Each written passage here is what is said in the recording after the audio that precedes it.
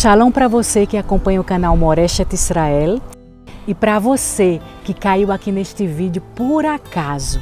Nós somos um canal onde o nosso objetivo principal é divulgar, falar sobre Israel, este país fantástico onde moramos há mais de 20 anos. Sobre a sua história, sobre religião, cultura, culinária e muito mais. Então fica com a gente para saber um pouco mais sobre esse país.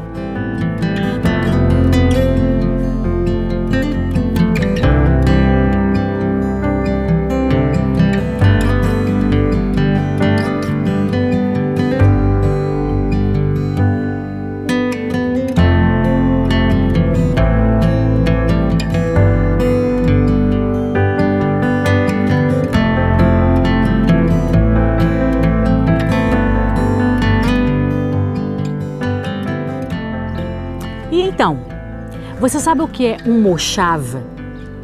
O moshav é uma colônia, um território rural que estava improdutivo ou desabitado e nele trabalhadores rurais vieram colonizar permanentemente.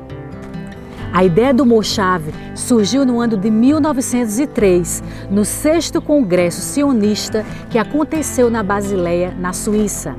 Essa ideia foi apresentada pelo sociólogo alemão Franz Oppenheimer e essa ideia era baseada no autoemprego, agricultura, terras públicas e cooperativas. Os imigrantes da segunda Aliá, ou seja, da segunda imigração judaica que chegou a Israel sob o Império Otomano, isso quer dizer entre 1904 a 1914 mais ou menos. Esses imigrantes trabalharam nesta ideia e a implementaram. Mas, precisamente no ano de 1919, numa reunião de imigrantes da segunda Aliá, ou seja, da segunda imigração e da terceira imigração, às margens do Mar da Galileia, foi que a ideia do moshav, ou seja, a ideia da colônia, começou a se desenvolver de fato. E foi assim que surgiram as colônias no Estado de Israel, mesmo antes deste ser estabelecido em 1948. No passado, o moshav, a colônia, reunia moradores que eram primordialmente agricultores para formar uma estrutura econômica de cooperativa. E como era que era essa estrutura de cooperativa? A estrutura era basicamente uma comunidade agrícola com uma parceria econômica em trabalho, propriedade e produção da terra, como também a administração. Mas vale salientar que não era cooperativa em questões de natureza individual. Como era uma cooperativa, então todos trabalhavam juntos por um mesmo objetivo, por um mesmo bem. Os participantes desta estrutura de sociedade agrícola são chamados, ainda hoje, como membros. No moshav, na colônia, a família é uma unidade econômica independente e opera sob regras de assistência mútua.